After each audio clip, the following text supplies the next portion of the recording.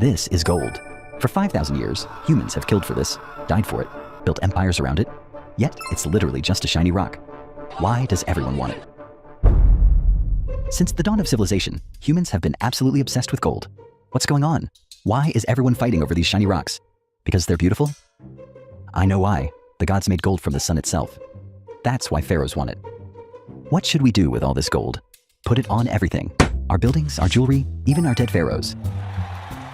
But why is it so valuable? Because everyone says it is. That doesn't make any sense. Just make the golden statues, please. Okay, now that we've covered ourselves in gold, let's figure out why we actually want this stuff. The real answer involves understanding what makes something valuable. You see, for something to work as money, it needs a few key qualities. First rule, rare. Your Majesty, after 3 years in the mines, I found this. That's it? I need mountains of gold. But Your Majesty, gold is formed deep in the earth over millions of years. I can't just make more. Ah, you worthless piece of goofball. Your Majesty, I've done it. I can turn lead into gold.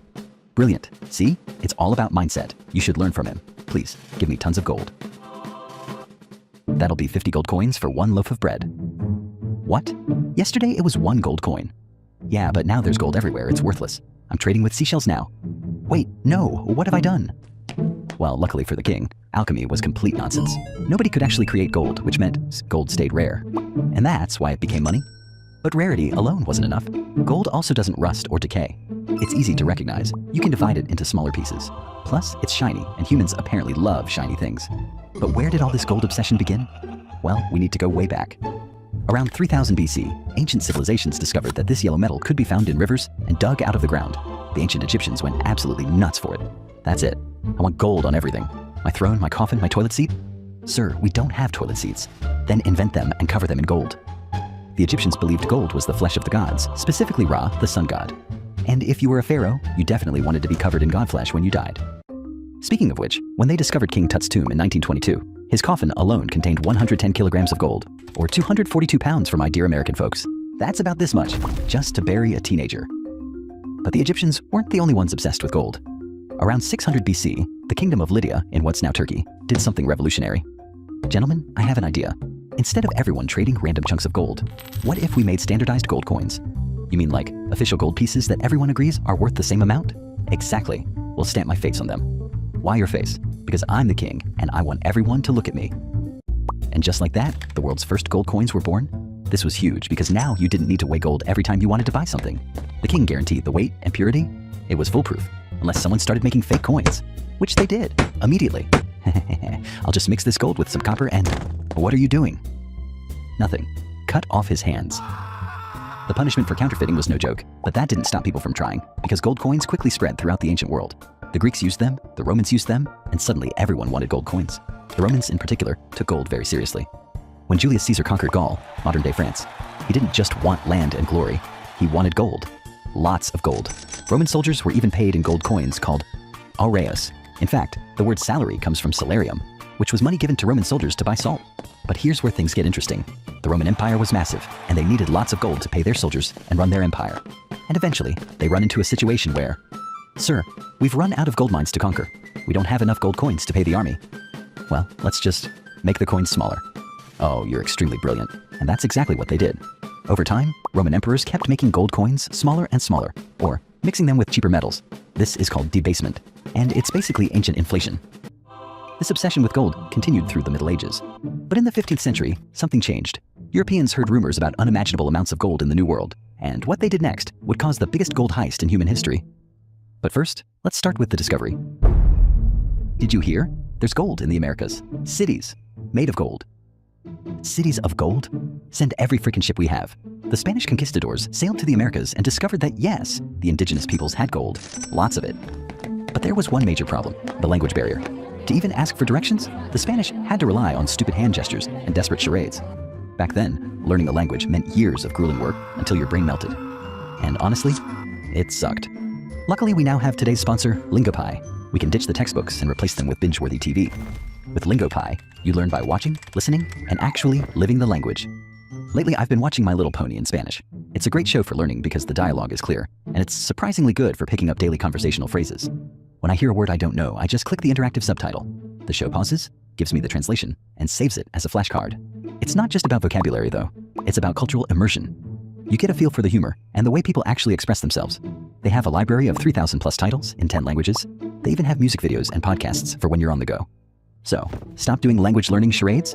Use the link in my description or scan the QR code for a 7-day free trial and 55% off their annual plan. It's the best way to discover a new culture without the conquistador headache. Now back to the video. The Aztecs and Incas had been mining gold for centuries and used it for art, jewelry, and religious ceremonies. But unlike Europeans, they didn't use gold as money. To them, gold was sacred and beautiful, but not necessarily the most valuable thing in the world. The Spanish, however, had different ideas. Hello, I hear you have cool gold around here. Of course, it's all over our temples and sacred statues. Each piece tells the story of our ancestors. Oh, temples? Statues too? Melt them down, boys. The Spanish conquistadors proceeded to loot absolutely massive amounts of treasures from the Americas. They melted down priceless Aztec and Inca artwork and shipped it back to Spain as gold bars. They also found massive silver mines, mountains of it. And the gold obsession didn't end with Spain. Centuries later, gold fever would strike again, this time on the other side of the world. In 1848, a man named James W. Marshall was building a sawmill in California when he noticed something shiny in the river. Hey John, I found something. Is it wood? We need wood for the sawmill. No, I think it's gold. Gold? Yeah, but let's keep it quiet. We don't want everyone to. Did someone say gold? Word spread faster than a meme on the internet. Within months, over 300,000 people rushed to California hoping to strike it rich. They were called the 49ers because most arrived in 1849. These prospectors came from all over the world. The California gold rush was absolute chaos.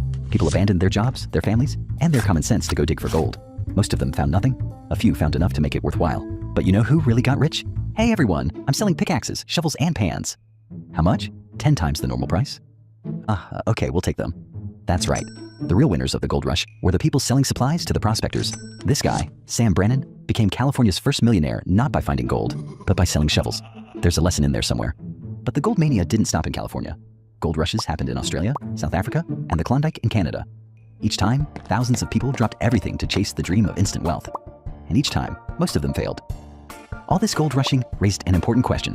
What do you do with all this gold once you find it? Well, by the 19th century, countries had figured out a system called the gold standard. Here's how it worked. Countries would back their paper money with gold. So if you had a dollar bill, you could theoretically go to the bank and exchange it for actual gold. This meant governments couldn't just print unlimited money because they needed gold to back it up. The gold standard became the international way of doing business. Britain was on it. America was on it. Most of Europe was on it. It created stability. Your money kept its value. A dollar today would buy the same thing a dollar bought tomorrow. But then came World War I and everything changed. Wars are expensive, like stupidly expensive. So governments across countries were like, we need more money for the war. A massive amount of money, you know, to pay the soldiers, weapons, and supplies. But we don't have enough gold? Then let's just ignore the gold standard for now. Can we do that? We're doing it. And just like that, many countries suspended the gold standard during World War I. They printed money without gold backing it, which caused inflation, but at least they could pay for the war. After the war, some countries tried to go back to the gold standard, but the damage was done. Then came the Great Depression in 1929, and the gold standard became a serious problem. The economy was collapsing, banks were failing, and people were desperate for help. But the gold standard prevented the government from printing more money to provide relief. So President Franklin D. Roosevelt did something shocking. In 1933, he made it illegal for American citizens to own gold. He ordered everyone to turn in their gold coins, bullion, and certificates to the government in exchange for paper money.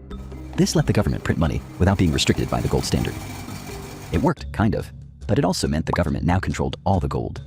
The gold standard limped along through the Depression and World War II, but by 1944, it was clear the old system was broken. Leaders from 44 countries met in Bretton Woods, New Hampshire, to figure out how global money should work going forward. Their solution was simple. Make the US dollar the center of the world and back it with gold.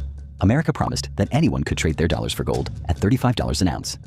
This became the Bretton Woods system, the dollar as the world's main currency, supported by America's massive gold reserves. And it worked perfectly. Everyone believed the system. Nobody asked to see the gold. They just trusted it was there. And because of that trust, America could print dollars and the world would accept them. Until one country got suspicious. Hey, America, we'd like to trade our dollars for gold. How much gold? A lot. We might not have that much. Countries started to realize that America had printed way more dollars than it had gold to back them up. France, in particular, started demanding gold for their dollars. America was running out of gold, and the system was collapsing. So how did they solve this problem? On August 15, 1971, President Richard Nixon went on TV and made an announcement. My fellow Americans, effective immediately, the United States will suspend the convertibility of dollars into gold. In other words, the gold window is closed. No more swapping paper for shiny metal. This is a temporary measure that will last forever. Thank you. And just like that, the gold standard was dead. For the first time in 5,000 years, money wasn't backed by gold anymore. So the people were left with two options. Option A, trust the government. The dollar is fine. Gold is dead. Option B, don't trust the government. Buy gold. Most people chose option A, and they were wrong. Gold price surged from $35 per ounce in 1971 to $850 in 1980. That's a 2,400% gain in less than a decade. Anyone who bought gold after Nixon's announcement became incredibly wealthy. Hey, do you see it? I told everyone to buy gold back then. We all thought you were crazy. Well, actually, the crazy part is, I'm still buying. Why? Gold already went up 24 times. Because governments haven't stopped printing money? They've only gotten started. He was right.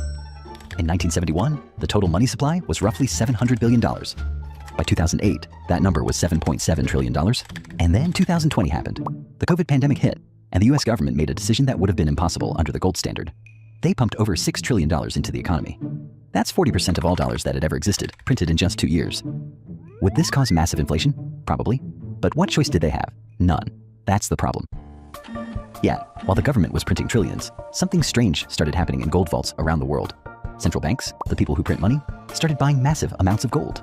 China bought 100 tons, Russia 274 tons, India 77 tons.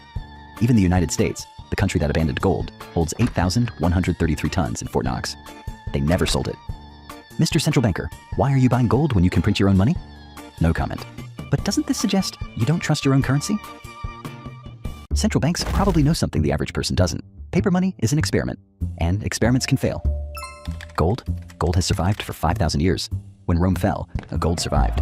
When Spain's empire collapsed, gold survived. When the British pound stopped being the world's currency, gold survived. People thought gold was finished after the gold standard ended. Instead, gold went up 100 times. One man said it best in 1912. Gold is money. Everything else is credit.